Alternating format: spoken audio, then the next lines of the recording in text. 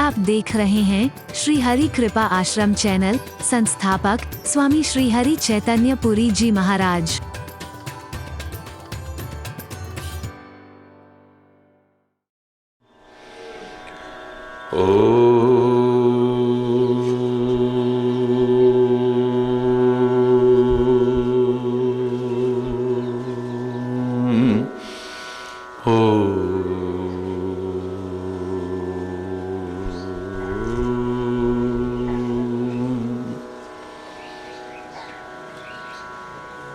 सर्वे भवन्तु सुखिनः, सर्वे सन्तु निरामयः, सर्वे भद्राणि पश्यन्तु, मा कश्चित् दुःखभाग् भवेत्। ॐ शान्ति शान्ति शान्ति।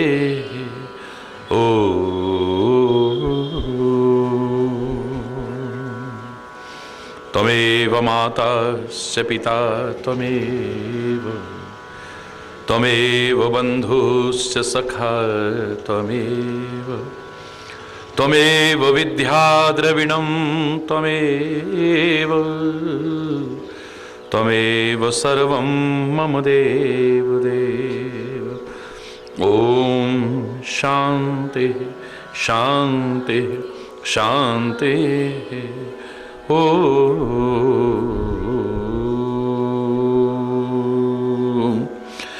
चैतन्य शाश्वतं शान्तं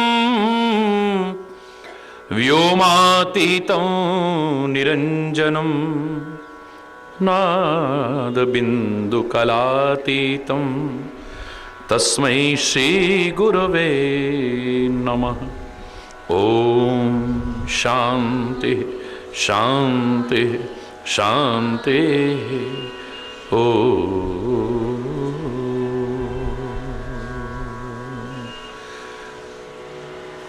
नारायण नारायण हरि हरि, जय जय नारायण, जय जय नारायण नारायण हरि हरि, जय जय नारायण, नारायण नारायण हरि हरि, जय जय नारायण, नारायण नारायण हरि हरि, जय जय नारायण।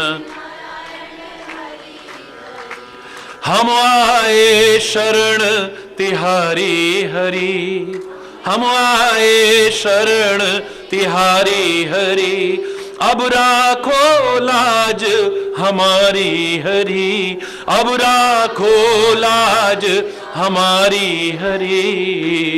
नारायण नारायण हरि हरि, जय जय नारायण नारायण हरि हरि, जय जय नारायण। भक्तों के प्राण आधारे हरि, भक्तों के प्राण आधारे हरि, सारे जग के परम सहारे हरि, सारे जग के परम सहारे हरि। नारायण नारायण हरि हरि, जय जय नारायण नारायण हरि हरि, जय जय नारायण, जय जय नारायण नारायण हरि हरि, जय जय नारायण।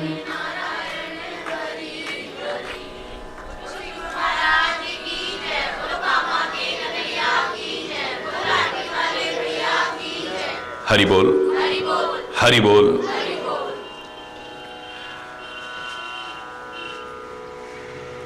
उत्तम विद्या लीजिए यद्यपि नीच पे हुए, पर्यो अपावन ठोर पे कंचन तजे न कोई।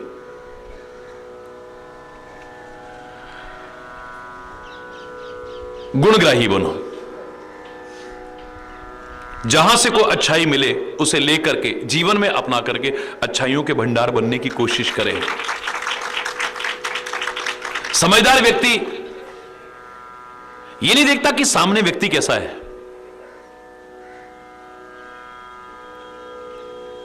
इससे क्या शिक्षा मिल सकती है, वो लेने की कोशिश करता है। मधुकर सरिस संत गुणग्राही, सज्जन लोग भौरे की तरह गुणग्राही होते हैं, मधुमक्खी की तरह गुणग्राही हैं। जहां से रस मिले लेकर के, जैसे मधुमक्खी शहद का निर्माण कर लेती है, ऐसे जहां से अच्छाई मिले उसे लेकर के जीवन की मिठास को बढ़ाने की कोशिश करते हैं।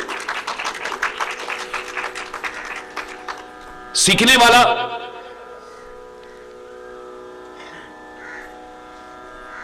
कहां से नहीं सीख सकता है। यदि तुम सीखने वाले बन जाओ, सृष्टि का कण कण सिखाने की कोशिश कर सकता है आपको। हर जगह से कोई ना कोई शिक्षा मिल सकती है। और यदि तुम सीखने वाले ना बनो, साक्षात परमात्मा भी आकर के सिखाएं तो दुर्योधन की तरह तुम नहीं सीख पाओगे। साक्षात परमात्मा भी सिखाने की कोशिश करे तो भी कृष्ण अलग नहीं है, कृष्ण का संदेश अलग नहीं है, लेकिन अर्जुन के समझ में आ जाता है, दुर्योधन के समझ में नहीं आता है। मूरख हृदय न चेत, जो गुरु मिले ही विरंच सम। फूले ही फरे न बेत, जलद जदपि सुधा वर्ष ही जलधि। बादल जल तो क्या अमृत भी बरसाएं, लेकिन बेत फलता फूलता नहीं है। ऐसे ही ब्रह्मा तो क्या, साक्षात ब्रह्म भी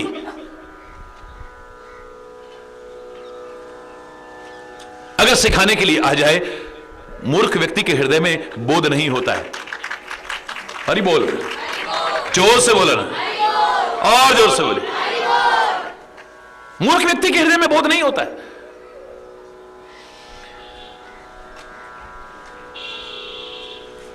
समझदार व्यक्ति कहां से नहीं सीख सकता है, लेकिन मूर्ख व्यक्ति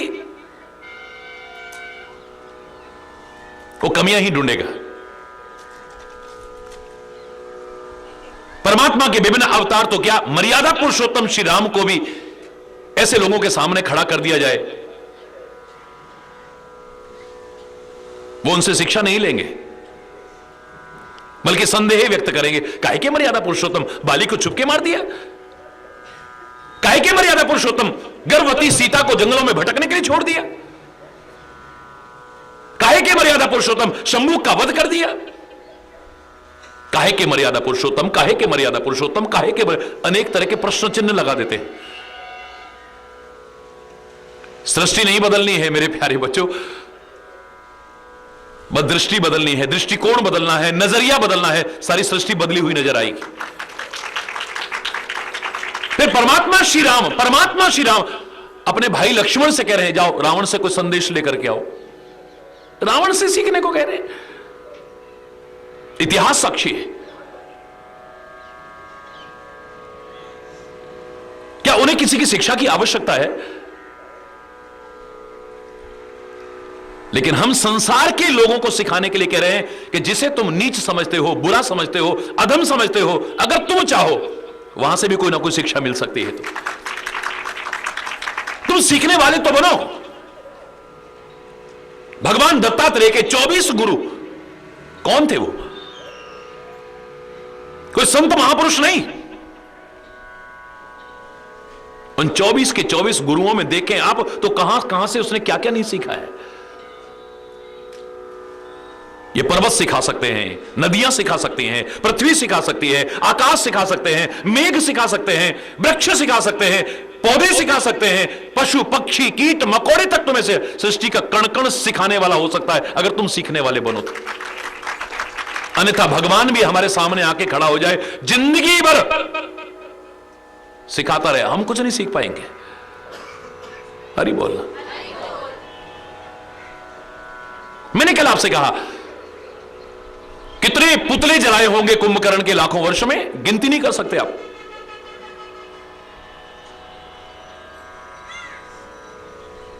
कितना पैसा पानी की तरह बहाया होगा, गिनती नहीं कर सकते आप। लाखों वर्षों से जलाते आ रहे हो। कितना प्रदूषण फैलाया होगा, लेकिन जो शिक्षा लेनी थी वो किसने लेने की कोशिश नहीं की। उन राक्षसों का, उन असुरों का दहन करते सब। काश अपने अंदर के असुरत्व का भी दहन कर देते, अपनी प्रवृत्तियां जो बुरी हैं उनका भी दहन कर देते, अपने विकारों का दहन कर देते, तो शायद जीवन समझ जाता हमारा। लेकिन खाली उनके पुतले जलाते रहे, लकीर के फकीर बन करके। और मैंने कल आपसे कहा, जिस कुंभकर्ण को तुम राक्षस कह रहे हो, जिसके पुतले जलाते हो, एक बार उसके जीवन को अगर निगाह दौड़ा करके देखने की कोशिश करोगे ना, बड़े बड़े भक्त भी उससे बौने नजर आएंगे। मैं नहीं कह रहा कि आप कुंभकर्ण बन जाना, मैं नहीं कह रहा आपको रावण बन जाना, मैं नहीं कह रहा कि इन राक्षसों के तरह अपने जीवन को, लेकिन इनमें भी जो अच्छाइयां हैं उन्हें भी लेकर के जीवन में अपना लो तो बुराई क्या है। अच्छाई, अगर अच्छाई कहीं से भी मिले, जहां से हीरे निकलते हैं, जिस खान को हम हीरे की खान कहते हैं, अधिकांश लोग जानते होंगे, उसमें 99.999% कोयला और पत्थर होता है, 0.00001% हीरा होता है। लेकिन जिन्होंने हीरे प्राप्त कर रहे हैं वो कोयले की खदानों को भी नहीं छोड़ते हैं, वहां से भी निकाल करके दिखा देते हैं।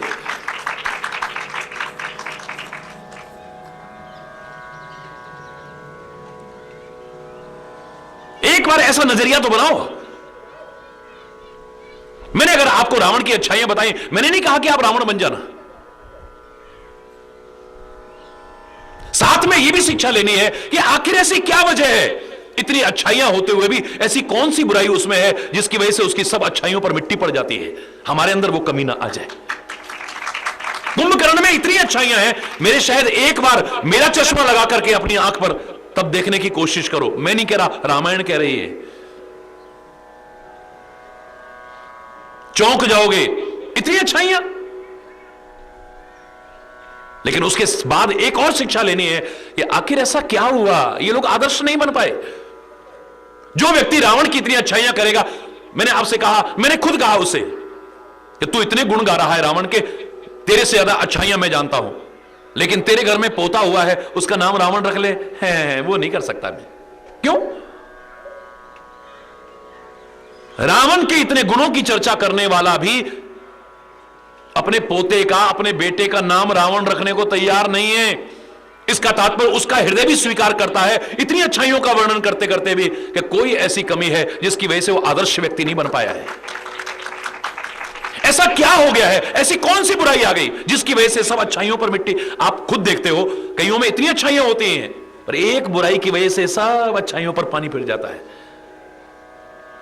सब कुछ ठीक है यार, अगर ये और सही होता ना तो हरि बोलना। विश्वामित्र को साधारण व्यक्तित्व तो नहीं है,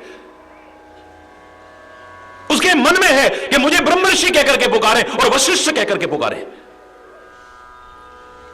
लेकिन जब भी मिलते हैं वशिष्ठ उसे राजऋषि कहकर के पुकारते, ब्रह्म ऋषि नहीं कहते हैं। मेरे अंदर क्या कमी है, मैं महान तपस्वी हूं, मेरे अंदर सब शक्तियां हैं, लेकिन मुझे ब्रह्म ऋषि क्यों नहीं कहते हैं। ये इस चक्कर में कितना अनर्थ भी किया, इतिहास उठा करके देखिए आप। वशिष्ठ के 100 पुत्रों का वध तक हुआ है, इतना घोर अनर्थ तक। एक दिन तो गुस्से में आ गए, बोले अब और क्या, इस वशिष्ठ को नहीं छोड़ूंगा, इसी की गर्दन उड़ा दूंगा। विश्वामित्र अर्धरात्रि में तलवार लेकर के जा रहे हैं, आज वशिष्ठ मेरे सामने पड़ जाए उसकी गर्दन उड़ा दूंगा, मैं छोड़ूंगा नहीं उसे। जब मिलता है, जब राजऋषि कहता है, ब्रह्म ऋषि को मुझे क्यों नहीं कहता है। पूर्णिमा का दिन है, पूर्ण चांद खिला हुआ है, शांत वातावरण, नीरव वातावरण, चांदनी छिटक रही है। ऐसे में वशिष्ठ के आश्रम में पहुंच जाते हैं विश्वामित्र। सन्नाटा देखा,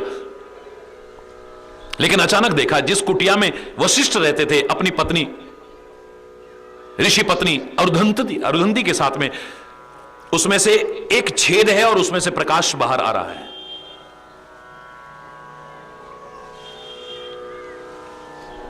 आंख लग गई, उस छेद के साथ में अंदर झांकने लगी।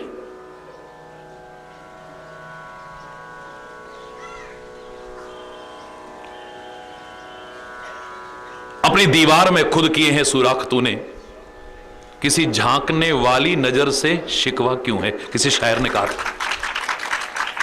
लोग अगर झांकते हैं कहीं कमियां होगी तभी झांक रहे हैं। हरि बोलना। वो छेद में से झांकने लगे हैं। क्या देखते हैं? वशिष्ठ और अरुधंती दोनों बैठ करके वार्तालाप कर रहे हैं। मन में आया कि क्या बात कर रहे हैं, कान लगा करके सुनने लगे। आंखें हटी, कान लग गए हैं। अब कान में आवाज आती है। वो कहते हैं, हे मुनिराज, बाहर देखो, चंद्रमा की कितनी प्यारी छटा है, क्या चांदनी छिटक रही है, कितनी शांति है, कितनी शीतलता है, कितना आनंद आ रहा है। बोले, हां, विश्वामित्र के यश की तरह है। बस जैसे चंद्रमा में काला धब्बा है ना, विश्वामित्र का ये गुस्सा रूपी काला धब्बा हट जाए तो विश्वामित्र जैसा महान व्यक्ति दुनिया में और कोई नहीं है। जिसको मारने आए हैं वो हमारी बड़ाई कर रहा है, कैसा लगेगा बोलो? शर्मिंदा हुए, गिलानी आ रही है, पश्चाताप हो रहा है। जो मेरी बड़ाई कर रहा है, पीठ पीछे बड़ाई कर रहा है, मैं उसको मारने के लिए आ रहा हूं।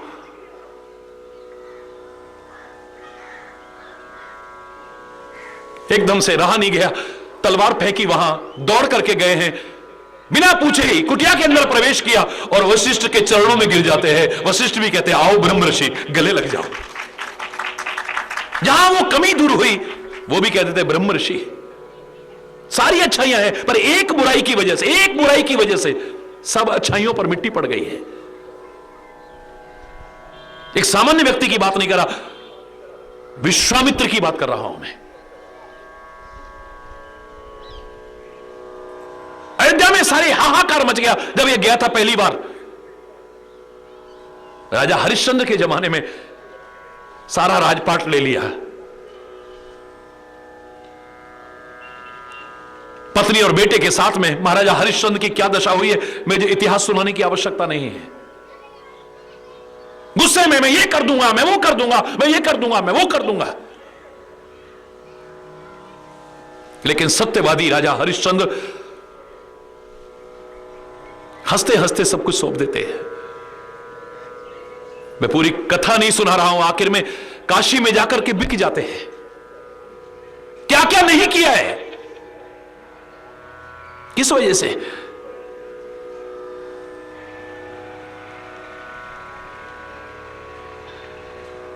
सब अच्छाइयां हैं, सब अच्छाइयां हैं, पर एक बुराई ने सब अच्छाइयों पर पानी फेर दिया है।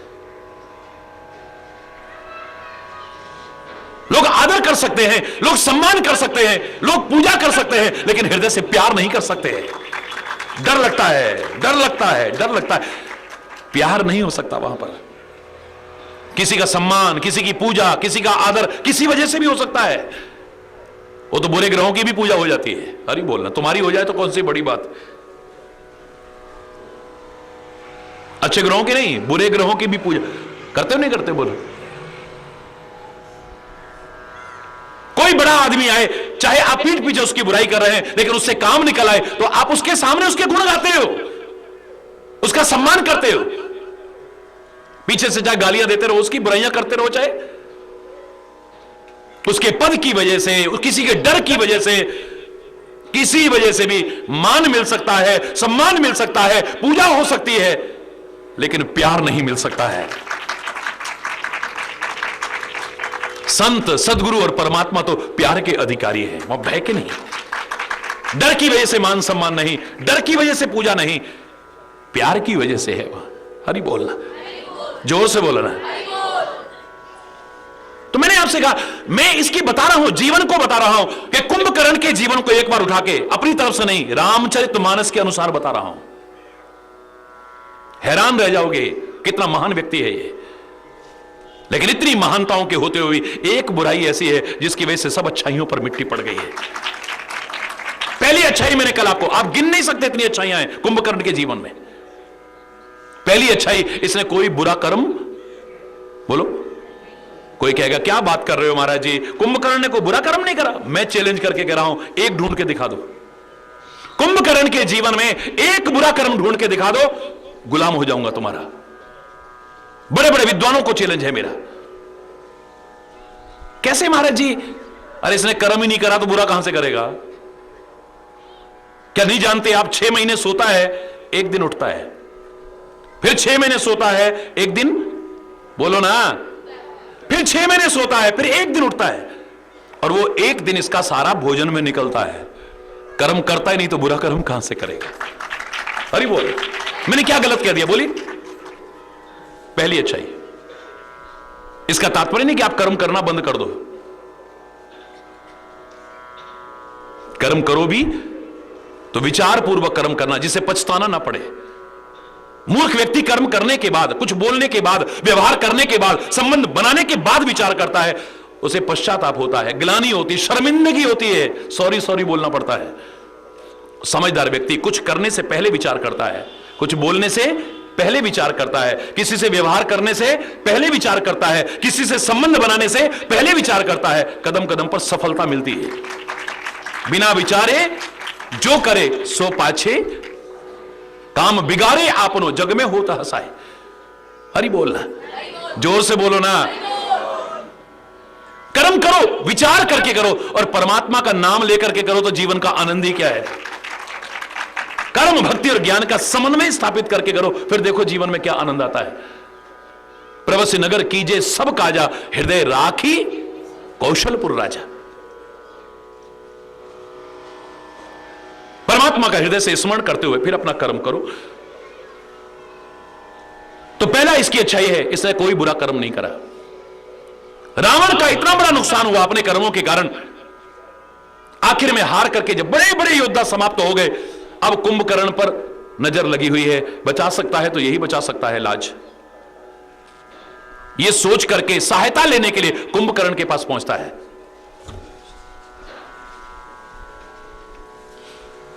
कुंभकर्ण के पास पहुंचता है, और कुंभकर्ण के पास जब पहुंचा तो वो सोया हुआ है। विभिन्न प्रकार के प्रयास करके उसे जगाता है।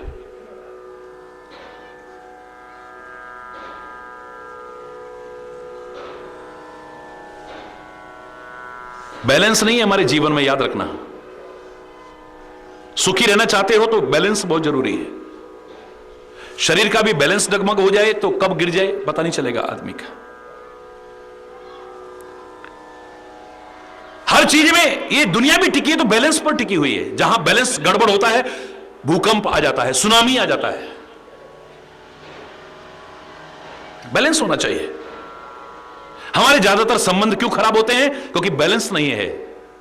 या तो इतना ज्यादा डुल जाएंगे, इतना ज्यादा उलट जाएंगे, फिर एक दिन हरि बोल, या तो बिल्कुल ही संबंध नहीं, या फिर इतना कर लेते हैं कि एक दिन वो संबंध टूटने की कगार पर आ जाता है। बैलेंस नहीं है। बैलेंस बना करके नहीं चलते हैं। उतना मत खाओ जितना खा सकते हो, उतना खाओ जितना पचा सकते हो। उतना किसी से संबंध मत बनाओ जितना बना सकते हो, उतना बनाओ जितना निभा सकते हो। बनाने को तो जितने चाहे संबंध बना लो, जितने चाहे लोगों से बना लो, लेकिन क्या निभा पा रहे हो? जो रिश्ते पहले हैं उन्हीं को नहीं निभा पा रहे, और नए नए रिश्ते बना करके हरि बोलना है। उतना मत खाओ जितना खा सकते हो, उतना खाओ जितना पचा सकते हो। बैलेंस होना चाहिए। उतना किसी से संबंध मत बनाओ जितना बना सकते हो, उतना बनाओ जितना निभा सकते हो। उतना मत गाओ जितना गा सकते हो। गाने को तो शक्ति सामर्थ्य हो आपके अंदर, इतना स्टेमिना हो, सारी सारी रात गा लो आप।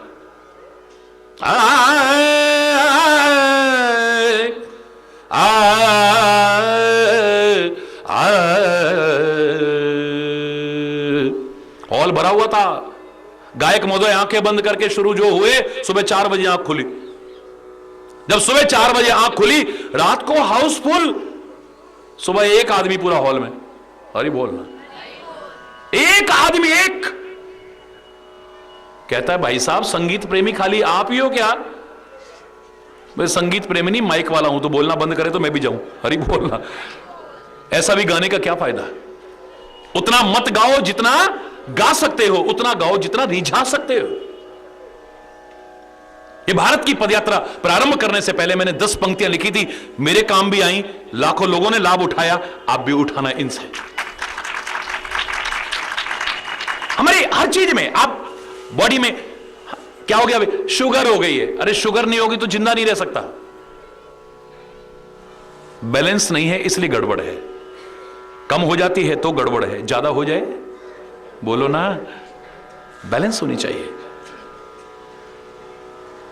बड़ी एसिडिटी होती है, एसिड नहीं बनेगा तो तेरा भोजन नहीं पचेगा। ये पाचन तंत्र में बहुत महत्वपूर्ण भूमिका अदा करता है ये। लेकिन ज्यादा बनने लगे तो गड़बड़ है, हरि बोलना। कम बनेगा तो पाचन तंत्र गड़बड़ हो जाएगा। क्या हो गया बेटा, बीपी हो गया, बीपी, ब्लड प्रेशर हो गया, अरे ब्लड प्रेशर नहीं होगा तो जिंदा नहीं रह सकता। ब्लड प्रेशर तो तेरे को जिंदा रखता है, लेकिन ये बढ़ जाए तो गड़बड़ है, कम हो जाए, लो हो जाए, हाई हो जाए तब गड़बड़ है। बैलेंस रहेगा तो तू स्वस्थ रहेगा, याद रखना। हरि बोलना। जितने भी मापदंड बनाए हैं, आप ब्लड टेस्ट कराते हो या कोई भी चीज, मापदंड है इतने से इतने तक ही आपका नॉर्मल है। इससे कम हो जाएगा तो गड़बड़ है, इससे ज्यादा हो जाएगा तो गड़बड़ है। अब कुंभकर्ण की बात कर रहे हैं तो ज्यादातर तो कुंभकर्ण की तरह सोते हैं, होश ही नहीं है। चाहे ढोल बजा लो, नगाड़े बजा लो, उनकी नींद नहीं खुलती। हरि बोल रहा है। या तो इतनी नींद आती है कि होश नहीं होता है, या गोलियां खा खा के भी नींद नहीं आती है। हरि बोलना, जोर से बोल रहा है। बैलेंस गड़बड़ हो गया है। जितनी आवश्यक है स्वास्थ्य के लिए उतनी नींद, उससे कम लेते हो तो भी गड़बड़ हो सकता है, उससे ज्यादा लोगे तो भी स्वास्थ्य खराब होगा। याद रखना, बैलेंस बहुत जरूरी है। विविध जतन करता ही जगावा, जग नहीं रहा है, लाख प्रयास करके, विभिन्न प्रकार के यत्न करके बड़ी मुश्किल से जगाया इसे, बड़ी मुश्किल से। अब अच्छाइयों पर ध्यान देना। जैसी जगह, आपको अगर गहरी नींद से कोई जगाए तो गुस्सा आएगा कि नहीं आएगा? बोलो, सच्ची बताना, झूठ नहीं बोलना, जोर से बोलो। आपको अगर गहरी नींद, चैन की नींद सो रहे हो और कोई आके जबरदस्ती उठा दे, गुस्सा आएगा या नहीं आएगा? बोलो, सच बोलना, आएगा। कुंभकर्ण को गुस्सा नहीं आया, बीच नींद से उठाया इसे, बीच नींद से।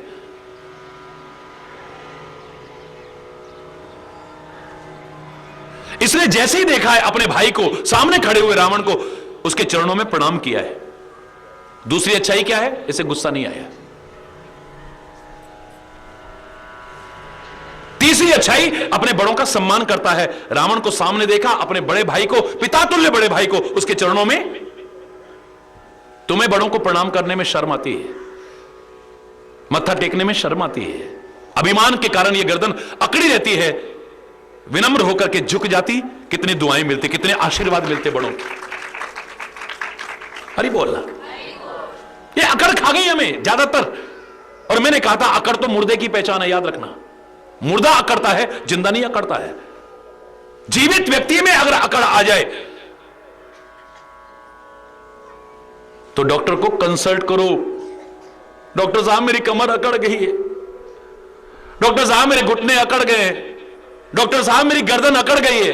ये अकड़ जकड़ दूर होगी तभी सुखी रहोगे, वरना नहीं रह सकते हो। अभिमानी व्यक्ति झुक नहीं सकता है। बड़े आश्चर्य की बात है, अपने बड़ों का सम्मान भी करता है। कौन? कुंभकर्ण। कौन कुंभकर्ण? जिसे तुम राक्षस कहते हो। हरि बोल। ये अच्छाई है या बुराई? बोलो, जोर से बोलो। अच्छाई। अब गिनते जाना जरा, क्योंकि मैं गिनती भूल जाऊंगा, आपको याद रखना है अब कौन से नंबर की अच्छाई है। चरणों में प्रणाम करने के बाद जैसे ही कुंभकर्ण सीधा खड़ा हुआ है, चेहरे पर ध्यान गया भाई के, अगला प्रश्न करता है, काहे तब मुख रहु सुखाई। हे भैया, तेरा चेहरा उदास क्यों है? यहां तो भाई भाई के दुख से दुखी नहीं है, बल्कि आगे बढ़ता हुआ अगर भाई दिख जाएगा तो जलन के मारे बुरा हाल हो जाएगा। भाई भाई को देख के खुश नहीं है, एक दूसरा एक दूसरे को देख करके खुश नहीं है।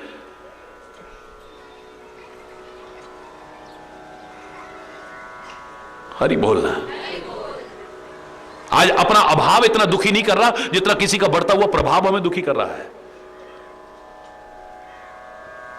वैसे ही इतने दुख हैं, एक दुख का कारण और क्या हो गया संसार के लोगों का अधिकांशतः। आप दुखी क्यों? बोला आप सुखी हो इसलिए। तू फल फूल क्यों रहा है? तू तरक्की क्यों कर रहा है? ये भूखे को दे नहीं सकते और खाते को देख नहीं सकते। भूखे की मदद नहीं करेगा कोई भी। फिजूल खर्चियों में चाहे जो खर्च कर देंगे, दिखावे में जितना चाहे पानी की तरह पैसा बहा देंगे, लेकिन अपने परिवार में किसी की मदद करने की आवश्यकता हो, कौन कर रहा है? उंगलियों पर गिनने लायक लोग होंगे, उंगलियों पर गिनने लायक। गहराई से विचार करना। कोई किसी के दुख से दुखी नहीं है। एक जमाना वो था, भाइयों के प्यार के बारे में कहते थे, कांटा उसके पैर में चुड़ता और दर्द उसके दिल में होता था।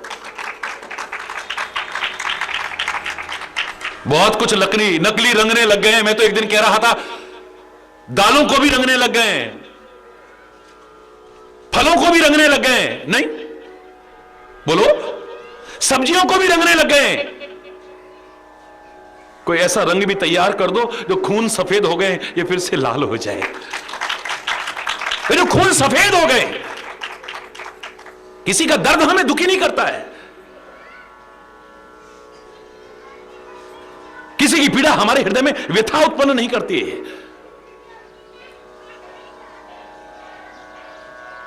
कमाल है, जिसको हम राक्षस कह रहे हैं, जिसके पुतले जलाते हैं, वो अपने भाई का चेहरा उदास देखता है, पहला प्रश्न करता है, काहे तब मुख रहु सुखाय। हे भ्राताश्री, आपका चेहरा उदास क्यों है? क्या हो गया आपको? आपके चेहरे पर जो तेज होता था, जो आपका बल नजर आता था, जो शौर्य नजर आता था, आज श्रीहीन जैसे नजर आ रहे हैं। आखिर बात क्या है? कथा कही सब ते ही अभिमानी। वो अभिमानी रावण अपनी सारी कथा सुनाने लगा। यही प्रकार सीता हरि आनी, जिस तरह से सीता का हरण करके लाया था, सारी कथा कह सुनाई अभिमान पूर्वक। और भैया अब तेरी सहायता की आवश्यकता है।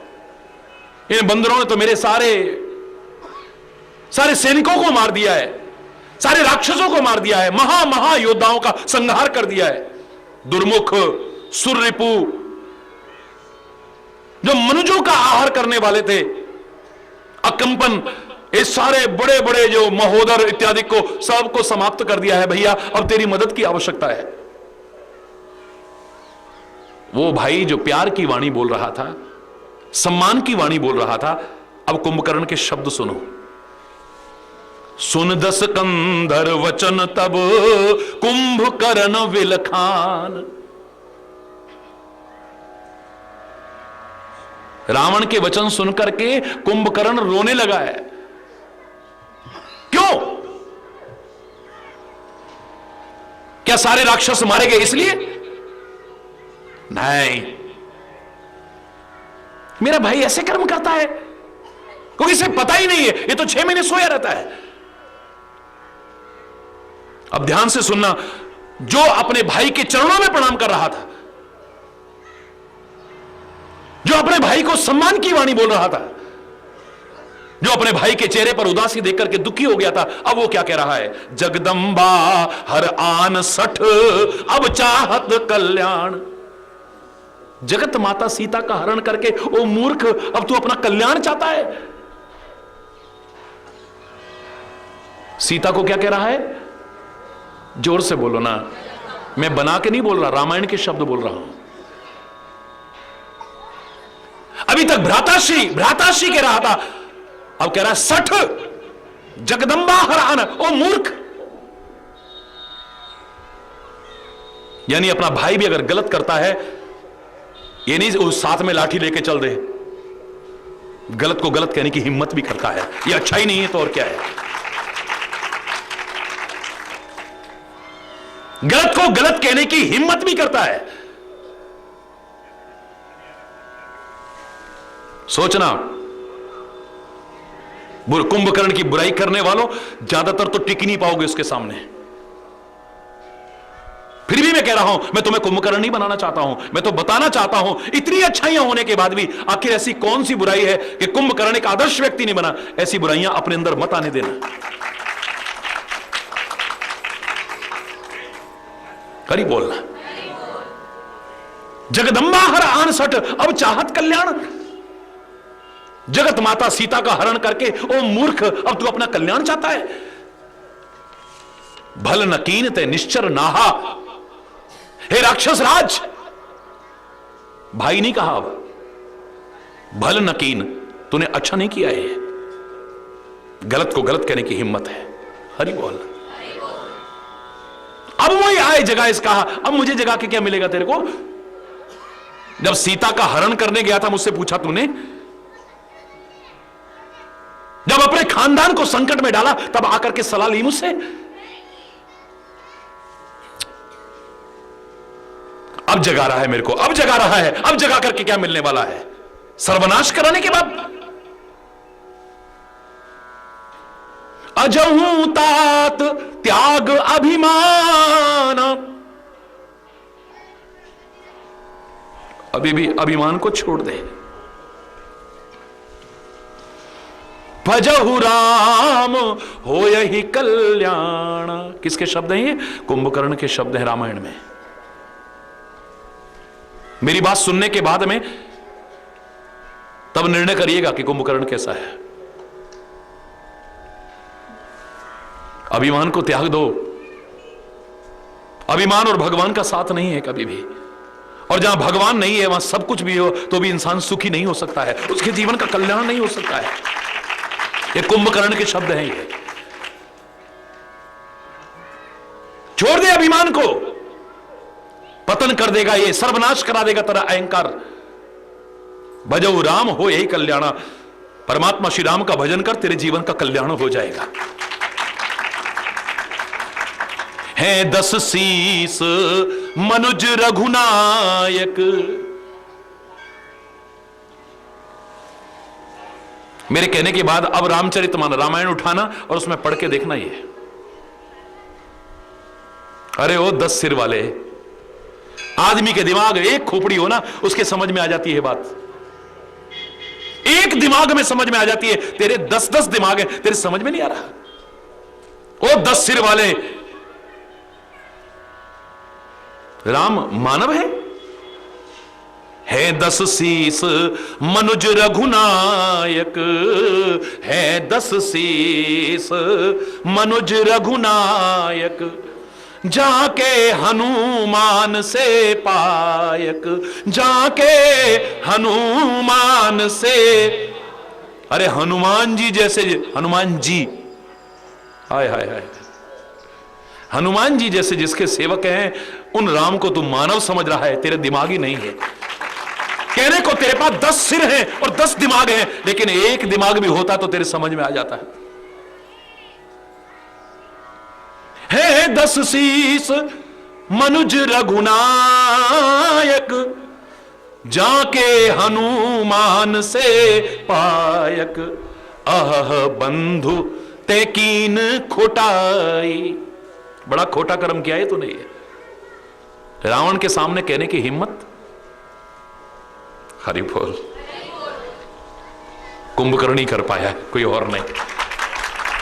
इतने सीधे सीधे शब्दों में किसी और ने दुस्साहस नहीं किया है रावण के सामने बोलने का। विभीषण ने भी विनम्रता से कहा होगा, माल्यवंत ने भी हाथ जोड़ के कहा होगा, मंदोदरी ने भी हाथ जोड़ करके कहा होगा, लेकिन इतनी हिम्मत करके तू बुरा है, ये गलत किया है, ओ अभिमानी, ओ फलाने, कितनी हिम्मत करता है। हरि बोलना।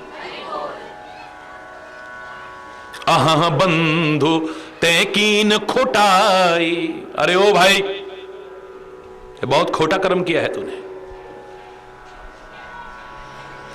प्रथम ही मोहिना सुनायस आय। तूने पहले क्यों नहीं सुनाया मेरे को ये सब? राक्षस कुल का विनाश होने से बच जाता हो मूर्ख। अब बड़े भ्राता नहीं, मूर्ख। सारे खानदान को खत्म करवा दिया तूने। कीन्यु प्रभु विरोध ते ही देवक। परमात्मा से विरोध, परमात्मा से।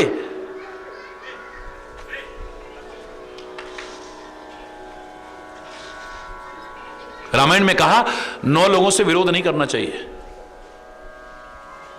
याद रखना, ये जीवन में काम आएगा। हरि चैतन्य से पूछो तो हरि चैतन्य तो कहेगा किसी से भी विरोध नहीं करना चाहिए, किसी से भी विरोध नहीं करना चाहिए।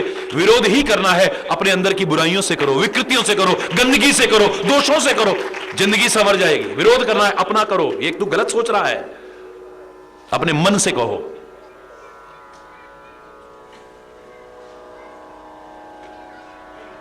कल चर्चा होगी तो मैं इसके बारे में बताऊंगा कौन से ऐसे 9 बताए हैं जिनसे विरोध नहीं करना चाहिए। गिने चुने। शस्त्र, जिसके पास शस्त्र हो कभी विरोध मत करना। समझ रहे हैं आप? कितनी भी ताकत है लेकिन उसे ठा वहीं खत्म। हरि बोल रहा।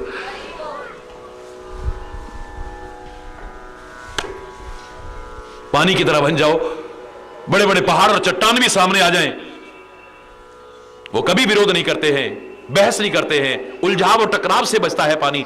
जहां से जगह मिली वहां से निकल गए आगे। पानी को जहां से जगह मिलेगी, पर्वत और चट्टान की परिक्रमा भी करके, अच्छा भाई तू बड़ा सही, निकल गए। जिंदगी है तो सब कुछ है, जिंदगी चली गई तो क्या होगा बोलो? सब रखा रह जाएगा, सब रखा रह जाएगा।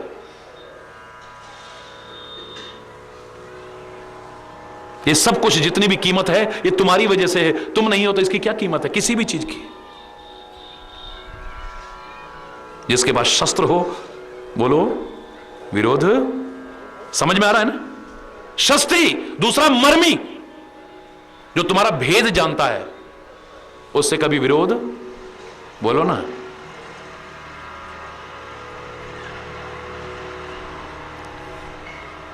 विभीषण की तरह सारी लंका ढा देगा। हरि बोलना। घर का भेदी, जोर से बोलो ना। जो तुम्हारा भेद जानता है उससे भी कभी विरोध। वैद्य, डॉक्टर से कभी विरोध मत करना, खासतौर से जिसका इलाज कर रहे हो। हरि बोल। डॉक्टर वो डॉक्टर नहीं है जो निजी शत्रुता के कारण आपको नुकसान पहुंचाए, लेकिन कई मूर्ख ऐसे हैं जहां विरोध आ जाता है तो दूसरी तरफ से भी आ गया, एक ठोका छुट्टी। हरि बोलना, जोर से बोलो ना। ये कोरी कथा नहीं है, ये महापुरुषों ने बहुत सोच समझ करके बोला है। हल्का हल्का इशारा कर रहा हूं आज मैं।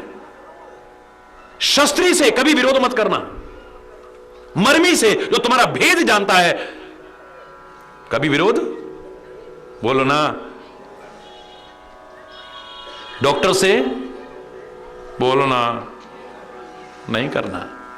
रसोइये से जो तुम्हारा भोजन बनाता है, हरि बोलना, जोर से बोलना।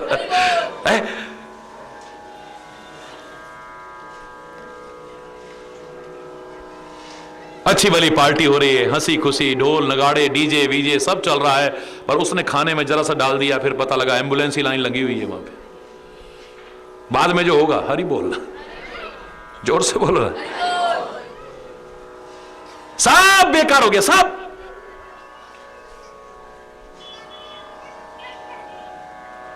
प्रभु परमात्मा से कभी विरोध मत करना। बड़े बड़ों की क्या हालत हुई है, इतिहास साक्षी है। तुम तो क्या हो? समर्थ व्यक्ति से कभी विरोध, जिसकी सामर्थ्य है, चाहे धन से है, ताकत से है, जिसके पास सामर्थ्य है उससे भी विरोध। जोर से बोलो। और कम से कम आज के जमाने में तो कह सकता हूं, धनी बहुत धन है जिसके पास, अकूत पैसा है जिसके पास, और वो भी आज के भ्रष्टाचार के काल में सब रखी रह जाएगी। कहां कहां उस धन के बल पर दुरुपयोग करा के पता नहीं क्या करे। हरि बोल, बोलिए। कवि जिसके अंदर कवित्व शक्ति है उससे कभी विरोध मत करना, कभी सम्मेलन में, वरना ऐसा शर्मिंदा करेगा कोई रचना सुना करके कि मुंह दिखाने लायक नहीं रहोगे। हरि बोल। भांड, जो भांड होते हैं ना, जो जहां तहां भांड की तरह बस भड़बड़ भड़बड़ करते रहते हैं, उनसे भी कभी विरोध मत करना, जहां तहां ढिंडोरा पीटते रहेंगे फिर। हरि बोलना। सामर्थ्य गुणवान व्यक्ति से मत करना। गुणवान व्यक्ति तो सारी दुनिया को अपना बना लेगा, लेकिन तुम्हारे पास कोई फटकने को तैयार नहीं होगा, याद रखना। वो जहां जाएगा उसकी पूजा होगी। और महापुरुषों ने दो बात कही थी, एक अपने से छोटे से कभी विरोध मत करना, ध्यान देना मत। उससे आप जीत भी गए तो आपकी बड़ाई नहीं है, हाँ, बराबर का टकराता तब पता चलता। हरि बोलना। छोटे से विरोध मत करना, अपने से बड़े से विरोध मत करना, पूरा नहीं पड़ेगा। और बराबर वालों से प्यार करना, तो रह कौन गया, सबसे प्यार करो। बहुत गहराई की बात है ये। परमात्मा से विरोध कर रहा है तू, परमात्मा से। कीने प्रभु विरोध तहि देवक, शिव विरंच सुर जाके सेवक।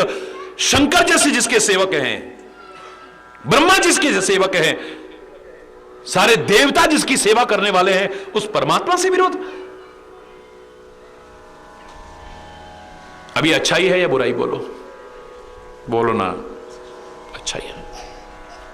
नारद मुनि मोहि ज्ञान जो कहा, नारद मुनि मोहि ज्ञान जो कहा, कहते हो तो ही समय निर्वाह, कहते हो तो ही समय निर्वाह। नारद मुनि ने मुझे ज्ञान सिखाया था, यानी ये संतों का साथ भी करता है कभी। नारद जैसे संतों का, ऋषि मुनियों का ये साथ करता है। वो हर एक को ज्ञान नहीं सिखाते हैं, यानी इसको ज्ञान भी सिखाया है, इसमें ज्ञान की ललक होगी ना। सिखाते तो बहुतों के हैं, पर सीखते कितने लोग हैं, पर इसने सीखा है। अच्छाई है या बुराई, बोलो। ये नारद जैसे महान संतों का साथ भी करता है, महान भक्तों का साथ करता है, निंदा चुगली वालों का साथ नहीं करता है, विरोध करने वालों का साथ नहीं करता। अपनी जबान भी गंदी और दूसरों के कान भी गंदे, या अपने कान गंदे और दूसरों की जबान गंदी, उनका साथ नहीं करता है। कब इसको समय मिला होगा, 6 महीने सोता है, 1 दिन उठता है, उसमें खाने में रहता है, कभी ऐसा मौका मिला तो संत का संग करने से पीछे नहीं हटा है ये। अब ये अच्छाई है या बुराई, बोलो। मैं नहीं कह रहा, रामायण कह रही है। नारद मुनि मोहि ज्ञान जो कहा, जोर से बोलिए। कहते हूं तो ही समय निर्वाह। वो ज्ञान मैं तेरे को जरूर सुनाता, मैं तेरे को भी समझाता, पर क्या करूं, टाइम निकल गया, अब कोई फायदा नहीं। ऐसे को मालूम है कि कौन सी बात किस समय पर करनी चाहिए। जब उसका कोई फायदा नहीं है कहने का, अब समय भी नहीं है, अब कहने का कोई लाभ नहीं है। बंजर में बीज बोने जैसा है कुछ लोगों के साथ ज्ञान की चर्चा करना। क्रोधी सम कामी हरि कथा, ऊसर बीज बये फल जथा।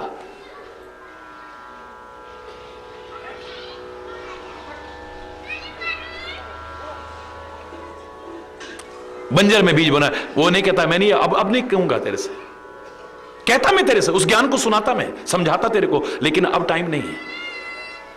हर चीज समय पर अच्छी लगती है। गाली कभी अच्छी लगती है, बोलो, गाली अच्छी लगती है कभी? लेकिन शादी ब्याह में जिसको गाली ना पड़े उचक उचक के कहता है, मेरे को देख नहीं रहे क्या, मेरे को गाली नहीं पड़ रही। कई जगह पर रिवाज है, शादी ब्याह में गालियां पड़ती हैं, होती है कि नहीं, बोलो।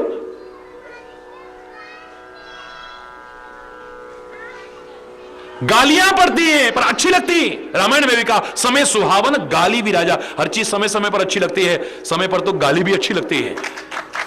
होली के अवसर पर कोई गुलाल लगाने ना आए, रंग लगाने ना आए तो चुपचाप शीशे के आगे खड़े के लोग कैसे लगा लेते हैं, फिर तब आते हैं बाहर। हरि बोल रहा, हरि बोल रहा। टाइम टाइम पे सब अच्छा लगता है। दिवाली के टाइम पर कोई गुलाल लगाए कैसा लगेगा बोलो, है? होली के समय पर अगर कोई दिए जलाता रहे कैसा लगेगा? हर चीज समय समय पर अच्छी लगती है। यानी समय के महत्व को समझना, इससे बड़ी समझदारी और क्या हो सकती है? विचार करो। उचित अवसर पर कोई बात कहनी चाहिए, यह ज्ञान होना, इसमें क्या बुराई है बोलो? अब नहीं कहूंगा तेरे से वो ज्ञान। अब अगले शब्द सुनिए। अब भरी अंक भेंट मोहे भाई। फिर से वापस लौट आया। सब कहने के बाद में कमाल है, इतना कुछ सुना दिया, अब भाई आ गया। हरि बोलना, देख रहे हैं? हे भैया अब मुझे गले लगा ले तू, अच्छी तरह से गले लगा ले मुझे। लोचन सुफल करूं मैं जाई, तू मुझे अब गले लगा ले, क्योंकि द्वारा मैं तेरे गले लगने वाला नहीं हूं। अब तो मैं अपने नेत्रों को सुफल करूंगा भगवान के दर्शन करके। अब तुम कहते रहना राक्षस, इन शब्दों को सुनकर के मैं तो नहीं कह सकता हूं, लेकिन फिर कह रहा हूं, आखिर कोई तो बात है, कोई बुराई ऐसी है, इसकी सब अच्छाइयों पर मिट्टी पड़ जाएगी। देखना अभी आप सम्मान की बात कर रहा है, प्यार की भाषा बोल रहा है, गलत का विरोध कर रहा है, संतों का संग करता है, इसे ज्ञान भी है, भगवान की भक्ति भी है। इससे अच्छी भक्ति और क्या होगी? सुनो आप। लोचन सुफल करऊं मैं जाई, बोलो। श्याम गात सरसी रूह लोचन, देखूं जाए तापुत्र मोचन। अच्छे अच्छे भक्तों की वाणी नहीं होगी ये जो कुंभकर्ण बोल रहा है। वो श्यामल शरीर,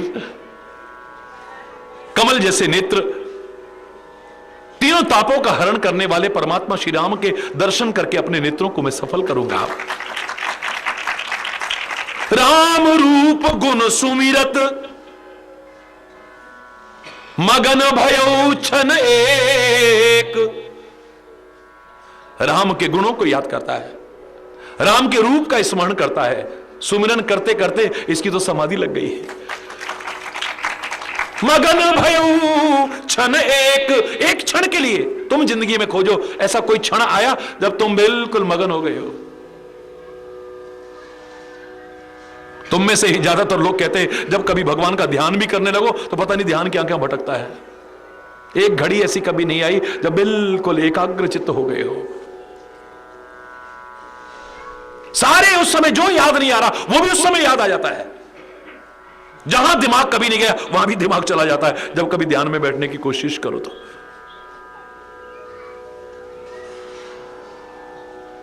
एक क्षण का भी ध्यान लगना मजाक नहीं है, इतना याद रखना। मगन हो गया ये तो, मगन राम के रूप और गुणों का स्मरण करके इसकी तो भाव समाधि लग गई। रावण ने कहा ये तो गड़बड़ हो गया यार, मैं तो मदद मांगने आया था, मुझे नहीं पता था ये तो और भगवान का भक्त निकला। ये राम का भक्त है, मेरे दुश्मन का भक्त है ये तो। रावण को भी ज्ञान तो है लेकिन उस ज्ञान का दुरुपयोग करता है। घबरा मत, अभी इसकी बुद्धि खराब करता हूं। अब ध्यान से सुनना जरा, अब ध्यान से सुनना। अब इसका दिमाग खराब करता हूं। बुद्धि अच्छी बनाने वाले बहुत कम मिलेंगे, खराब करने वाले बहुत मिल जाएंगे, याद रखना। बुद्धि को अच्छा बनाने वाले बहुत कम मिलेंगे लेकिन बुद्धि को खराब करने वाले। और रावण को ज्ञान है इस चीज का कि किसी की बुद्धि कैसे भ्रष्ट करी जाती है। ये जब राम के स्मरण करते करते, नाम लेते लेते, गुणों का स्मरण करते करते, रूप का स्मरण कर, ये भाव समाधि में डूब जाता है। रावण मौके की नजाकत को समझते हुए कहता है, भैया तू चिंता मत कर, तू जैसा कहेगा मैं वैसा करूंगा। पक्का? बोले हां, जैसा तू कहेगा वैसा करूंगा, लेकिन पहले एक बात मेरी मान ले। बोल, क्या कहना चाहता है? बोले मैंने तेरे को बीच नींद से उठाया है, और जब तू सो करके उठता है तेरे को भूख बहुत लगती है, मेरे कहने से पहले कुछ खा ले। तू कुछ खा लेगा ना तो मुझे लगेगा तूने मुझे माफ कर दिया, फिर तू जो कहेगा मैं वो करूंगा। रावण मांगे कोटि घट, मद और महिष अनेक। जाओ शराब लेकर के आओ, जाओ मांस लेकर के आओ। करोड़ों घोड़े शराब और भैंसे मंगा दिए। हरि बोल रहा, मांस और शराब मंगा दी है। रावण के कहने पर ये शराब पीता है, मदिरा पान करता है और मांस खा लेता है।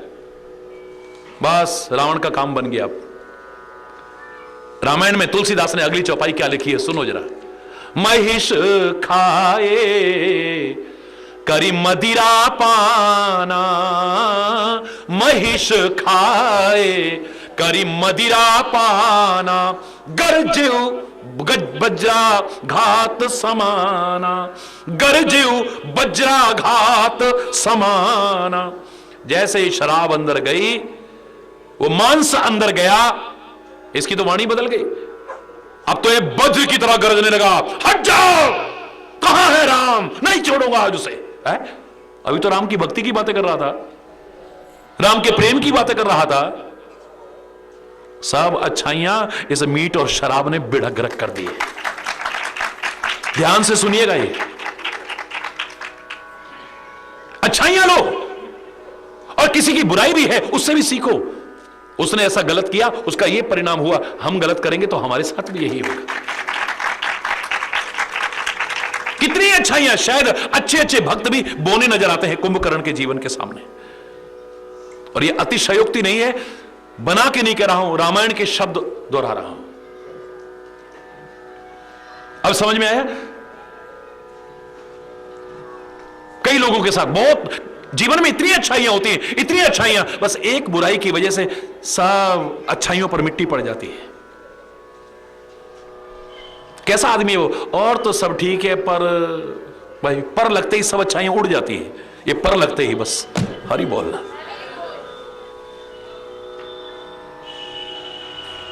महिष खाए करी मदिरा पाना, गरजे वज्राघात समाना। अब तो वज्र की तरह गरज रहा है,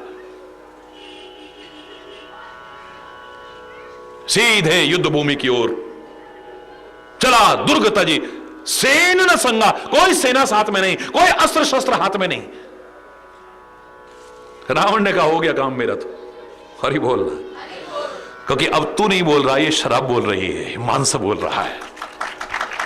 जैसा खाओगे अन्न, बोलो ना, वैसा बनेगा मन।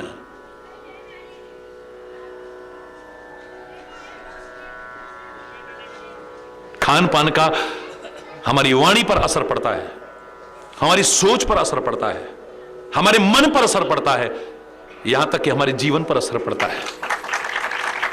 शायद इसीलिए लोगों ने खान पान की शुद्धता पर बहुत महत्व दिया है। भोजन हमारा शुद्ध हो, सात्विक हो, संयमित हो, संतुलित हो और नियमित हो, स्वास्थ्य भी ठीक रहेगा, मन भी ठीक रहेगा। याद रखना, अन्न के प्रभाव से आप बच नहीं सकते हो।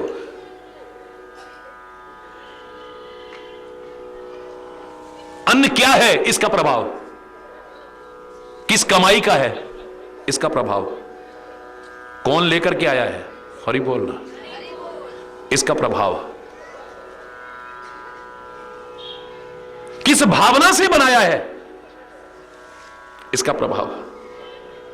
तभी तो अपने परिवार में अगर भोजन कराओ, जहां तक हो सके नौकरों के हाथ का नहीं, जो प्यार और ममता वात्सल्य आपके हाथ में भरा होगा, वो उनके हाथ में नहीं होगा। अपने हाथ से बना करके खिलाओ, और काम जो कराने कराओ। भोजन कभी कम से कम बड़े प्यार से बना करके खिलाओ। कौन बना रहा है इसका प्रभाव पड़ता है, किस भावना से बना रहा है इसका प्रभाव पड़ता है, परोसने वाला किस भावना से परोस रहा है इसका भी प्रभाव। अच्छा भला खा रहा है आदमी, लेकिन किसी के मुंह पर ऐसा भाव देखा परोसते हुए, मन नहीं करा खाने को। हरि बोलना। और खाने वाला किस भाव से खा रहा है इसका भी प्रभाव पड़ता है। कैसे? शेष कल आज यहीं पर अगर कोई गलत शब्द निकला हो उसके लिए क्षमा चाहता हुआ अपनी वाणी को विराम दूंगा।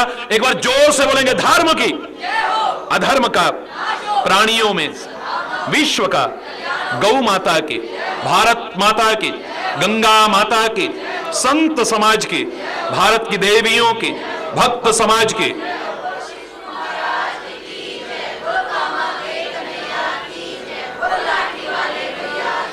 बोलो वृंदावन बिहारी लाल की जय।